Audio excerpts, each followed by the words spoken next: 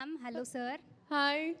మీరు ఎప్పుడైనా ఏదైనా సీన్లో మీ డైలాగ్ మర్చిపోయారా? దాని తర్వాత అయ్యో ఏమైంది? అయ్యో అసలు ఎప్పుడు మర్చిపోలేదండి. అసలు మర్చిపోలేదని చెబుతున్నా నేను. ఒక్క నిమిషం అండి. Thank you for bringing this up. Sir ఆయనకి ఏ నమ్మకం నా మీద ఏంటో తెలీదు, బట్ నాకు లిటరలీ ఆ రోజు సీన్ అంటే ఆ రోజే నాకు డైలాగ్స్ ఇచ్చేవారు. ఆయన ఇదర్ రైటర్.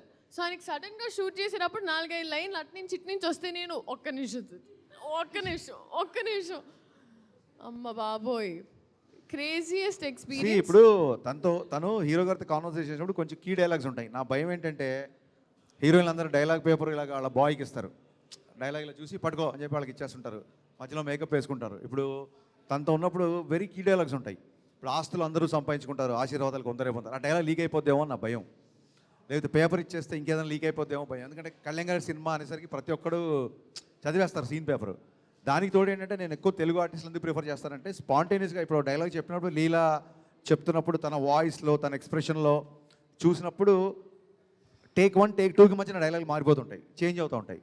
సో అందుకు తప్ప ప్రాపర్గా సీన్ ఏం తీయబోతాం అనేది ఆల్రెడీ చాలా ప్రిపేర్డ్గా. మేము ప్రిపేర్డ్గా లేకపోతే 40 రోజుల్లో ఇంత పెద్ద సినిమా తీస్తామా? మీరుంటారండి ప్రిపేర్డ్. అలా చూసారా?